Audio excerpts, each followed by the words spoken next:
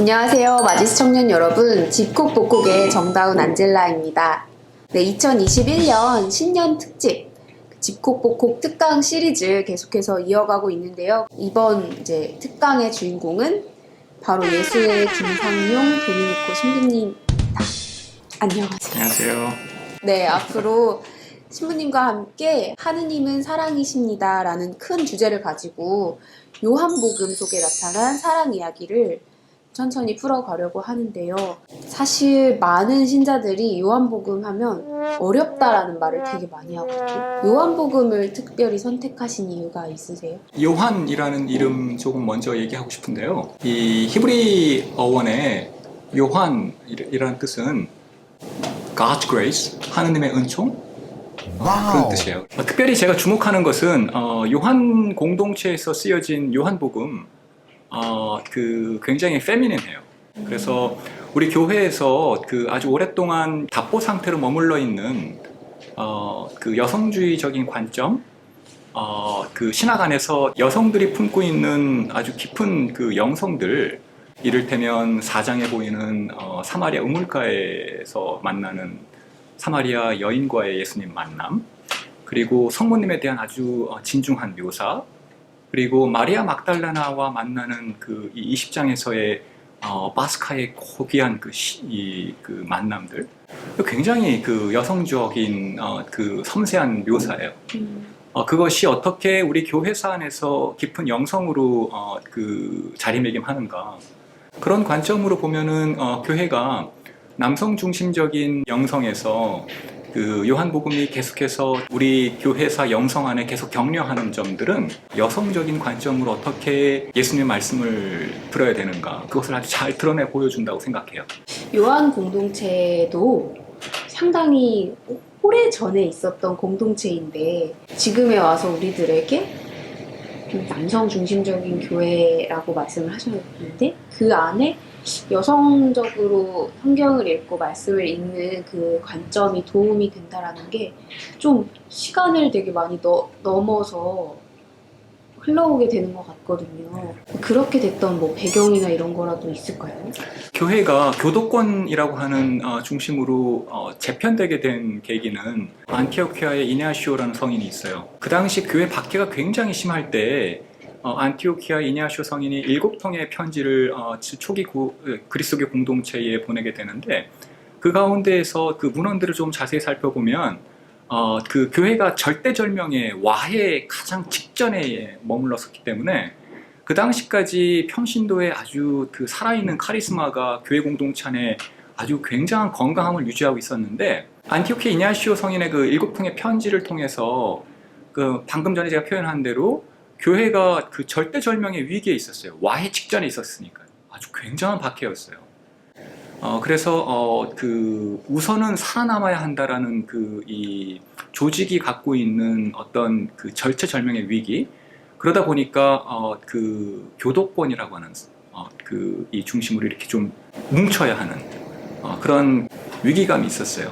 그러다 보니까 이제 박해 시기가 오래 진행되면서 이렇게 사제집 중심으로, 성사 중심으로 교회 공동체가 이렇게 재편되는, 강화되는 이런 측면에서 이제 사제들이 그 당시에 남성들이었으니까 그렇게 이제 좀 영향을 받은 것 같습니다. 신부님께서 읽으시는 요한복음 이야기가 되게 더 궁금해지는데요.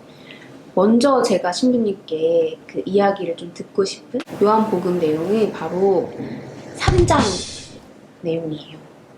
왜냐면 3장이 저는 너무 어렵거든요. 다른 부분들보다도 예수님의 말씀이 좀 어렵게 느껴지는 복음인 것 같아요. 그래서 니코데모와 이야기하시는 예수님의 이렇게 대화 장면이 언뜻 봤을 때 뭔가 말이 안 맞는 것 같이 느껴지는, 대화가 안 통하는 것처럼 느껴지는, 좀 불통의 현장처럼 보이기도 하는, 저는 그랬는데 이 복음에서 어떻게 사랑을 찾아볼 수 있나 좀 얘기를 듣고 싶어요. 요한복음을 딱 3장을 열면 니코데모 밤에 찾아가요. 사실 유대인들 관습에 상당히 굉장히 낯선 방문이에요.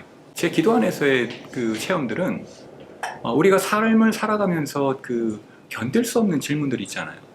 조금 이 다른 얘기이지만 프란치스코 교황이 몇 년 전에 로마 교황청에서 일하는 스태프들 피정을 주는데 에르메스 롱키라고 하는 지금 이탈리아 굉장히 유명한 영성가예요.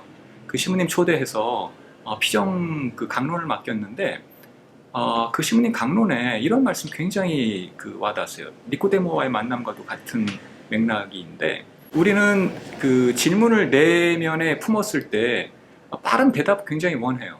그리고 명징한 답을 찾고 또 심지어는 그런 명확한 답을 찾았다라고 착각하며 살아가요. 위안을 삼는 거죠. 그런데 에르메스 롱키 신부님 이런 표현을 했어요. 어떤 그 명확한 답은 이렇게 살아라 라고 하는 삶을 규정하지만 내면 속에서 원천적으로 내 영혼이 품고 있는 질문은 어떤 뚜렷한 삶을 제안해요. 삶을 규정하는 방법과 어떤 한 삶을 제안하는 방법은 완전히 결이 달라요. 특별히 이 대한민국 사회에서 이 청년 시기를 살아가고 있는 젊은이들에게 흔히 얘기해서 시쳇말로 꼰대라고 얘기하는 이 발언들은 뭔가 계속 삶을 규정하죠, 이렇게. 정말 열린 마음으로 뭔가 삶을 제안하는 방법은 굉장히 인색해요. 그런데 우리가 조금만 지성을 갖추고 성찰해 보면 누군가가 진심을 가지고 이러이러한 삶으로 좀 초대하고 제안하는 방법은 관대함을 보유하지 않으면 불가능한 삶의 태도예요. 요한복음 3장은 에르메스 롱키 신부님이 제안한 대로 예수님께서 어떤 한 낯선 방문을 받으시고 규정된 삶의 답을 내리는 방법이 아니고 어떤 한 영혼에게 이러이러한 삶의 태도들을 제안하는 방법으로 이해해야 해요. 조금 더 깊이 들어가 보면 정말 낯선 방문을 할 수밖에 없을 만큼 굉장히 내면에서 해결되지 않는 이 질문들이 견딜 수 없었을 거예요, 니코데모는. 그러니까 길을 나서게 했죠. 저는 여기에 조금 주목하고 싶은데 무언가 이 밖으로 자기 행동을 견인해내는 그런 질문들이 니코데모에게는 있었어요. 그런데 우리 대한민국 사회에서 10대는 입시 경쟁이라고 하는 이 키워드로 다 수렴돼요. 질문보다도 정답을 빨리 암기하는 방법으로 삶을 살아온 거죠. 이러한 삶의 태도에서 원천적인 질문을 갖는다는 것이 굉장히 힘든 사회예요. 하물며 원천적인 질문이 행동으로 이끌게끔 하는 견딜 수 없음. 이건 진정성이 담보되어야 하는 것인데 이러한 삶은 정말 굉장히 보기 드물죠. 없다는 얘기는 아니지만. 그래서 수도 생활까지 소급되어 가지 않더라도 한 인생을 살아가는 태도에 있어서 내 내면의 원천적인 질문이 나를 밖으로 발걸음을 이끌게 하는 이 견인의 힘을 지니고 있는가. 답을 찾지 못하더라도 사실 밖으로 내 몸을 일으켜서 이 질문에 이 견딜 수 없음을 행위로 표현하는 것 자체가 굉장히 인간적이고 성숙된 태도라고 생각해요. 바로 그 태도 때문에 예수님께서 니코데모 환영했죠. 그래서 제일 주목해야 하는 것은 바로 이 견딜 수 없는 질문이 내포된 채로 낯선 방문을 할 수밖에 없었던 니코데모의 이 첫 발걸음을 조금 언급하고 싶어요. 초점을 맞춰주신 질문이라는 어떤 키워드를 생각하면서 좀 잠깐 좀 3장을 읽어보면 좋겠다는 생각이 많이 들었어요. 바리사이 가운데 니코데모라는 사람이 있었다. 그는 유다인들의 최고 의회 의원이었다. 그 사람이 밤에 예수님께 와서 말하였다. 스승님, 저희는 스승님이 하느님에게서 오신 스승이심을 알고 있습니다. 하느님께서 함께 계시지 않으면 당신께서 일으키시는 그러한 표징들을 아무도 일으킬 수 없기 때문입니다. 그러자 예수님께서 그에게 이르셨다. 내가 진실로 진실로 너에게 말한다. 누구든지 위로부터 태어나지 않으면 하느님의 나라를 볼 수 없다. 니코데모는 예수님에 대한 소문을 들었던 것 같아요. 이사야서에서 얘기하는 가난한 사람들에게 복음이 전해지는, 그리고 그 다리 저는 이들이 걷고 눈먼 이들이 보며, 그리고 가난한 이들이 복음을 듣는 이 메시아에 관련된 예고에 관련되어서 예수님의 행적을 통해서 이것을 성경에서는 예형이라고 표현되는데 이 신비는 바로 그 예형에서 이렇게 드러나요. 정말 이분이 우리가 기다리고 고대하던 그분이 맞는가? 라고 하는 그 질문이었죠. 그런데 전혀 다른 행보도 보여요. 창녀들과 세리들과 함께 식사를 하고 그리고 그들과 함께 그 정말 유쾌하게 그 지내고 그 당시의 문화로서는 받아들일 수 없는 행보였죠.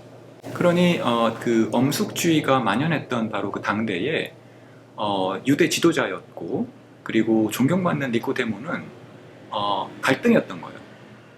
바로 그 가운데에서 니코데모의 고백이 맨 마지막 동사입니다. 나는 당신이 하느님께서 보내시지 않으면 이러한 일을 할 수 없다는 것을 압니다. 그래서 요한복음에서는 알다라는 동사가 굉장히 중요해요. 단순히 그 인식적으로 그 아는 것이 아니고 영이 아는 거예요. 니코데모가 그 알다라는 이 동사를 통해서 내 전인적인 그 이 존재가 무언가를 알아챈 거예요. 그런데 갈등은 내 의식 사회에서 계속 있죠. 존재해요. 모든 걸 알고 그것으로 만족해 버리면 질문 발생되지 않아요. 질문의 생성의 원리는 내가 알고 있는 것을 흔들 때예요. 그러니까 관상기도 깊이 안에서 니코데모를 아주 깊이 묵상하면 내가 알고 있는 토대를 흔들어 놔요. 거기에 조금 함께 머물러야 하는데 이 지평을 흔드는 것이 굉장히 괴롭습니다. 그런데 이것을 거룩한 괴로움이라고 표현해요. 토마스 키팅 신부님 표현입니다. 내 존재가 지평이 이렇게 흔들리는데 균열이 생기게 되면 틈이 생기잖아요. 그 틈을 채우는 것이 새로운 알미예요. 그 새로운 알미 바로 니코데모가 표현한 알다라는 동사예요. 그러니까 낯설게 나를 인식의 지평을 열지만 새롭게 알게 되는 것, 그 새롭게 알게 되는 것은 바로 다름 아니고 의심이 계속해서 유지된 채로 이 사람에게서 나에게 스며드는 뚜렷한 하나의 징후, 그것은 인간 보편에 그 숨겨져 있는 지금까지는 내가 알지 못했던 아주 원천적인 사랑과 깊이 연관되어 있어요. 그래서 소문으로 듣던 나자렛 사람 예수가 행위하고 있던 모든 이 행동들이 아주 깊은 사랑과 연관되어 있는 그것을 감지한 것 같아요. 지금까지 지식 차원으로 내가 알고 있었던 모든 성경의 지식들이 흔들려졌고 흔들리는 균열 가운데에서 나를 계속 채우고 있는 새로운 알미, 당신으로부터 주어진 행동하는 신앙, 그리고 행동하는 신앙의 가장 핵심은 아주 깊은 자비심에 이끌린 원천적인 사랑이라는 것을 감지했어요. 예수님께서 대답하시는 것은 새로 태어나지 않으면 불가능하다 이렇게 표현해요. 물리적으로 알아들었던 것 같아요. 니코데모는. 왜냐하면 그 바로 다음 대목에 제가 다시 어머니 뱃속에 들어갈 수는 없지 않습니까? 라고 물어봐요. 예수님께서 얘기하시는 것은 새로 태어남은 존재의 그 회심이에요. 회심의 어원은 완전히 돌아서는 것을 의미하는데 이 전인적인 존재의 돌아섬은 바로 니코데모가 마지막 단어로 사용했던 알게 되는 것, 이것을 단순히 강화시키는 정도가 아니고 푹 담기게 해요. 그래서 요한복음이 나중에 영지주의에도 굉장히 깊이 영향을 미쳤는데 바로 이 때문에 그래요.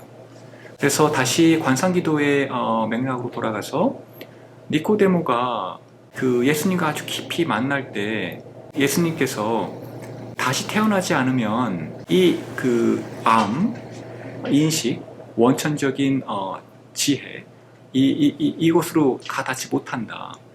나중에 그 요한복음 후반부에 예수님 순환 때 예수님 십자가에서 바로 무덤가까지 이끌었던 아리마테 요셉과 니코데모가 다시 등장하는데 십자가에서 니코데모 다시 예수님 만나요. 이제 서늘하게 온기가 식어가는 예수님 시신 앞에서 그거 다시 이해한 것 같아요. 지금 서늘하게 식어가는 이 육신, 하지만 동시에 자기 안에서 새롭게 태어나는 파스카 신비죠. 이렇게 뭔가 그 원천적으로 다시 생동하는데 감당할 수가 없었다는 거예요. 니코데모는. 물리적으로는 바로 식어가는 이 서늘한 시신 앞에서 새롭게 생성되는 아주 따스한 온기뿐만 아니고 나중에 이것을 성령이라고 부르시는데, 바로 이 성령의 불길이 이 원천적으로 뭔가를 일으킨 것 같아요. 니코데모를. 바로 이 엄숙한, 하지만 니코데모의 그 내면 깊숙이에서 아주 실제적으로 살아나는 그리스도성, 이거 이해하면서 니코데모는 분명히 밤에 찾아가서 예수님과 대화했던 이 내용들을 요한복음 공동체에 전해줬을 거예요. 그러니 사실 요한복음 3장을 읽으려면 요한복음 19장에 드러나는 예수님 순환에 관련된 내용들을 아주 잘 이해해야 해요. 그래서 예수님 십자가 아래에서 예수님과 깊이 조우하면서 새롭게 내면에서 자기 영혼이 완전히 깨닫게 되는 이 완전한 암, 이것이 그리스도와의 밤의 대화를 통해서 그 예수님께서 얘기하셨던 내용을 다시 완전히 이해하게 되는 거죠. 이 고백의, 이 신앙의 고백이 요한 공동체에 고스란히 전달되었던 것 같습니다. 네. 신부님 설명을 듣고 이 대화를 잘 복기를 해보니까 저는 그렇게 이해가 돼요. 삶의 정답을 알고 싶었던 니코데모가 여러 가지 소문을 듣고 이야기를 듣고 예수님을 보고 이 사람이 정답이구나 라고 답을 구하러 찾아갔다가 예수님께서 끊임없는 회심으로의 어떤 삶을 제안을 해주시는, 내가 찾으려고 했던 정답과는 조금은 결이 다르지만 새로운 질문들을 안고 돌아와서 살아갔던 니코데모에게 그 질문들이 있었고 그 사이에 그 사람의 삶이 있었기 때문에 예수님의 순환 앞에서도 제자들도 다 도망가는 상황에서 그 예수님을, 돌아가신 예수님을 찾아올 수 있었던 그 힘이 되지 않았을까라는 생각이 많이 들어요. 그래서 엄청난 연결을 느끼네요. 되게 청년들에게 좋은, 두고두고 이렇게 마음에 남을 수 있는 복음인 것 같아요. 네. 그러면 다음 시간에 또 다른 내용으로 제가 또 질문을 하도록 할게요. 끝났어요? 네.